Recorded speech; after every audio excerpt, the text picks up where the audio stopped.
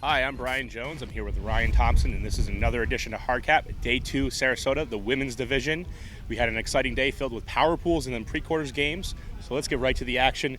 What did we see in the first power pool featuring number 1 seed Fury? The first power pool was Fury, Scandal, Brute Squad, and Nemesis. So we saw in the showcase game, Fury took on Nemesis. Nemesis didn't give Fury any trouble. On the other hand, in the other game, Brute Squad Scandal, that was a real tough upwind downwind game for Scandal. They played a lot of zone defense. They consistently led Brute Squad, but Brute Squad always was in the game. Scandal never pulled away. At 14-13, Scandal was going downwind on an O point, played a lot of zone with their O-line after a turnover, finally punching it in to win 15-13. In the second round, we saw Fury, Scandal. This was a great matchup. This is a potential finals matchup if if Scandal can beat Riot in the semifinals tomorrow. Fury again took the lead early, but they could never pull away from Scandal. Every time they started to pull away with breaks, Scandal would come back, getting back up. They were down 11-6, brought it back up to 11-9. Fury eventually won 15-12. The wind did a big number on Fury's inside breaks. That's a big thing for Fury. They love to throw inside-out breaks, break the mark, but the wind made a ton of those throws float out of bounds or blade into the ground. Scandal had some big athletic plays from Crystal Davis, and Fury, though, worked it upwind with Alex Snyder. Snyder also big in breaking Scandal's zone. Snyder throw big 20-yard passes through the zone, help the Fury offense get past the cup, and then work it downfield and score. So that pool finished up Fury, Scandal, Nemesis, Brute Squad, with Brute Squad dropping down to pre-quarters. The wind definitely had an impact on the day. 35-mile-an-hour winds plaguing most of the teams. Let's look at the other power pool, though. How did that one turn out? All right, so the other power pool was Riot, Traffic, Showdown, and Molly Brown. We started with the Riot Traffic game, regional rematch. And it was really upwind, downwind that game. Both teams had a lot of struggles scoring that upwind end zone. There were only 5 upwind goals that entire game.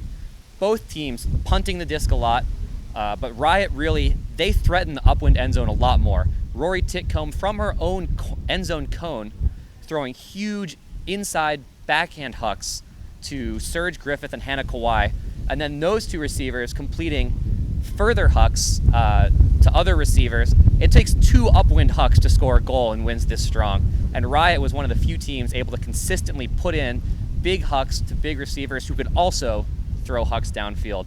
Riot scored upwind for their third break of the game to win 16-14. That was a big win for them. The other game of that round was another regional rematch, Showdown, Molly Brown. That was one Molly Brown pulled out ahead in the second half. Showdown, though, able to come back, close the gap. Bex Forth and Janelle Venzant and Sarah Blythe really working hard going upwind to make Showdown's upwind offense look even better than their downwind offense. Their downwind offense against Molly Brown, the reason Molly Brown was able to get out in front at the beginning is we had Kara Crouch getting the disc a lot for Showdown, but tunneling in on the open side, not really looking to the break side. When she did look break, she had a bunch of really, really nice high backhand break side goals, high backhand hucks for goals. But when Showdown tunneled in on the open side, they struggled. They were able to get the benefit of a drop pull by Molly Brown at a crucial point late in the game to convert with a quick 3-yard pass for a downwind break. Showdown then closed it out 15-13 in that regional rematch.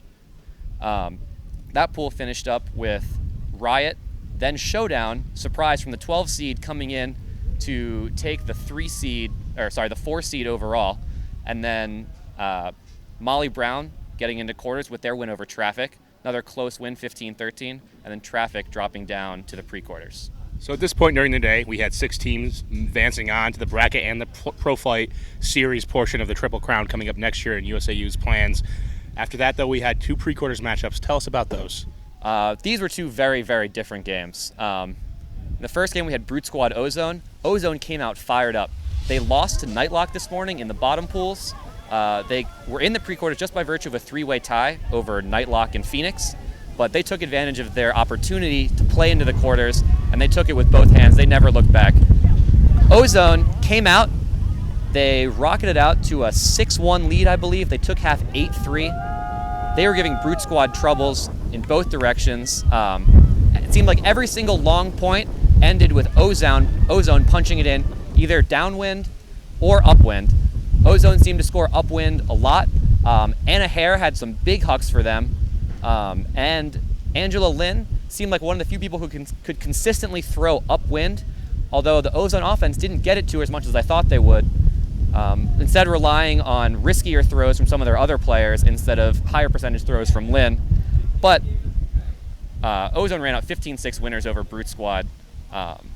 Brute just never really showed that they had what it took to be in the quarters, with that universe point win over Heist, who didn't even make the play-in game, losing to Capitals, and then Brute Squad falling to Nemesis in their potential play-in the Power Pool game.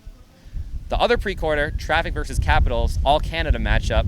This was interesting. We had Goat from the same area as Capitals, Furious from the same area as Traffic on the sidelines.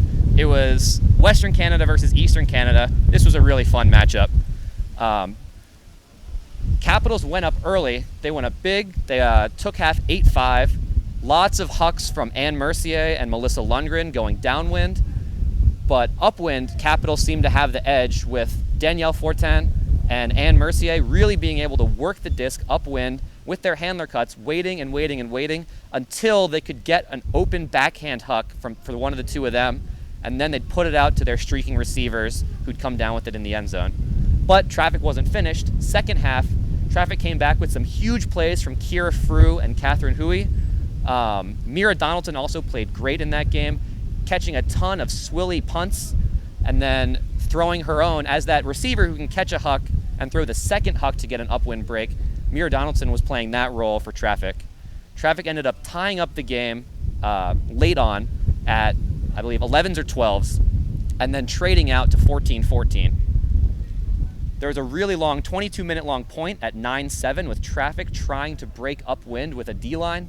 Capitals, with one of their big O-lines going downwind, unable to punch it in for 22 minutes, 3 timeouts called on that point.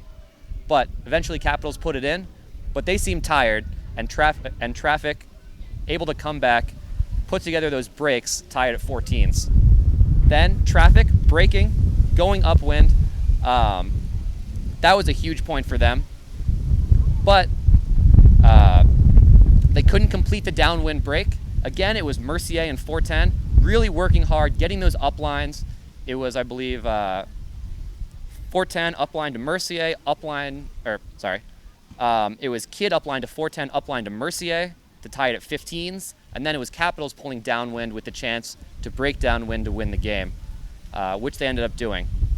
So Capitals taking out a really tight win. One of the things we might hear about after that game is Candice Chan of Traffic catches a Blady upwind huck with nobody else on her team around her on the attacking upwind goal line, but a stall is called, uncontested, seemed like a fast stall, but her teammates were nowhere to be found. They'd used their overtime timeout to break going upwind at 14-14 to go up 15-14, so they had no timeouts. But on the goal line there, they couldn't put it in. Instead, Capitals punting it downfield, getting a short turn, and then going, just like they always have been, Anne Mercier to Fortin, and Anne Mercier back up the line to win and take it 16-15. So, exciting matchups today. Traffic lost 16-14 to Riot, 15-13 to Molly Brown, and then 16-15 to Capitals in all of those games, but they just couldn't put it together. Get one of those wins, probably all it would have taken to send them into the quarters.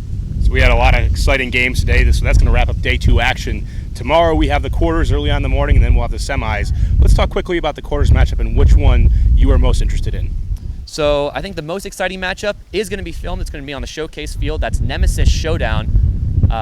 Both of these teams, Nemesis and Showdown, they are newcomers to the semifinals. One of those teams, I believe, will be a first-time semifinalist.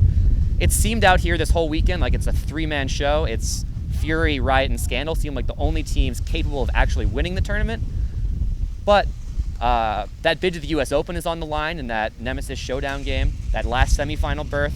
That's something that these teams probably weren't even dreaming of coming into this season at the beginning. Now they have a chance to be at the semifinals. That is the 11 seed and the 12 seed playing to be one of the top 4 teams in the tournament. That's going to be a great game. That's going to be live streamed on YouTube by USA Ultimate. The other matchups, I think, they're probably not as interesting. We've got Fury Capitals. Fury should win that handily. Riot Ozone, that's a pool play rematch, which Riot won easily. Although the last few years, Ozone's taken half on them 8-6 and then lost big. This year, Riot put them away in pool play early on. And then our last matchup, Scandal Molly Brown. Again, I don't anticipate Scandal having much trouble with Molly Brown. I think the real interesting matchups come in the semifinals. The big semifinal matchup, if the seeds hold, will be Scandal Riot. This for a chance to play in the finals, to play against Fury, try and upset them, stop them from getting a 7-peat here. Really, I think that's the most interesting game of the day tomorrow. This is, can Scandal put it together? Can they make finals? This is a team that's been working hard. They have a lot of potential. Riot has been streaky. They rely a lot on athleticism, a lot on playing wide open ultimate. In the wind, they haven't looked as comfortable playing man offense going upwind as Scandal has, as Fury has. And I think that'll be a really interesting matchup. I plan to live stream that one with an audio stream, so you should check that out when it comes up tomorrow. Ryan Thompson will be giving us the inside look tomorrow morning here as we'll come back for day 3. I'm Brian Jones here with Ryan Thompson, recapping the women's division. This has been another edition of Hardcap.